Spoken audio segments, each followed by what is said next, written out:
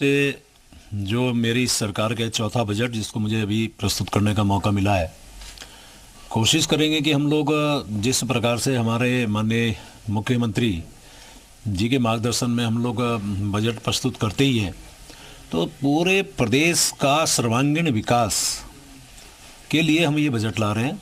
और आप जानते हैं कि हमने सभी से संवाद किया, सबसे बातचीत की, और स्वाभाविक रूप से ये उत्तराखंड के लोगों के लिए, जनता के लिए ये बहुत ही एक अच्छा बजट में से कह सकता हूँ होगा। वैसे वित्तीय यानी जो घाटा है उसको कम करना और प्रदेश में नॉन प्लान और प्लान के तहत अच्छा डेवलपमेंट पर फोकस है, तो प्रदेशवासियों को क्या आश्वासन दे रहे हैं? नहीं, आप देखिए, हमने दोनों मदों में कैपिटल यानी कि पूंजीगत व्यय ज़्यादा बढ़ाए हैं, तभी हमारे पूरे प्रदेश में इंफ्रास्ट्रक्चर के काम बहुत ज़्यादा हुए हैं। और मुझे खुशी इस बात की है कि इन सब के बावजूद बिना किसी टैक्स का बजट होगा। इन सब के बावजूद सभी क्षेत्रों को जोड़ते हुए सभी क्षेत्रों के लिए ये बजट होगा।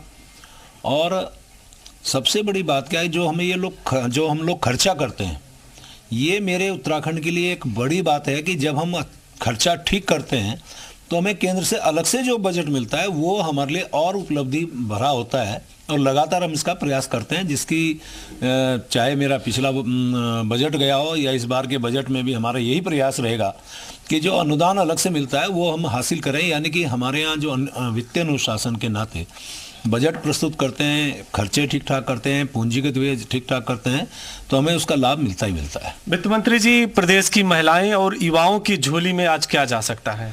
देखिए, मैंने तो पहले भी कहा था, मैं आज भी दोहरा रहा हूँ कि माननीय प्रधानमंत्री आदरणीय नरेंद्र मोदी साहब ने बहुत पहले एक बात कही थी कि हम लोग 4 स्तंभों का यदि हम ठीक से ध्यान कर लें तो हमारा प्रदेश या देश विकसित होगा।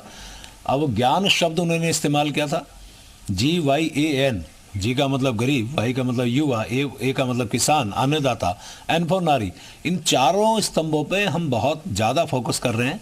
और वैसे तो हर क्षेत्र का यानी कि हर वर्ग को इसमें हम साधने का काम करेंगे, यानी हर वर्ग के लिए बजट होगा, लेकिन 4 स्तंभों पर हमारा विशेष फोकस भी होगा। प्रधानमंत्री का संकल्प 2047 भारत का विकास और विकसित भारत, उसमें अगर जीडीपी के नज़रिए से करें तो क्या योगदान है? नहीं, जीडीपी आप देखिए हमारी बहुत अच्छी है, बढ़ती जा रही है लगातार।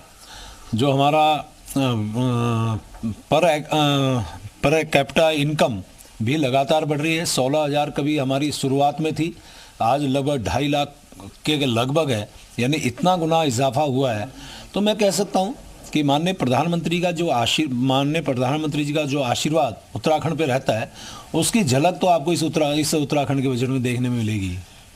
एक आखिर का सवाल है कि मुख्यमंत्री जी का भी एक ड्रीम प्रोजेक्ट है टाउनशिप का डेवलपमेंट और रोजगार उपलब्ध कराना, उस दृष्टिकोण से आज बड़ा फैसला?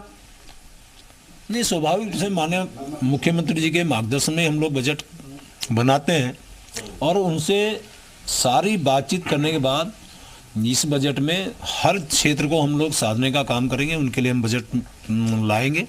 और निश्चित रूप से जब ये बजट का पिटारा खुलेगा तो सब लोगों को बहुत अच्छा लगेगा।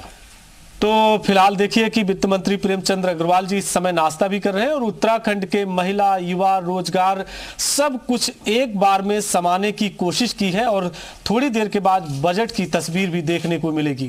कैमरा पर्सन नरेश भट्ट के साथ में रामानुज, जी मीडिया, देहरादून।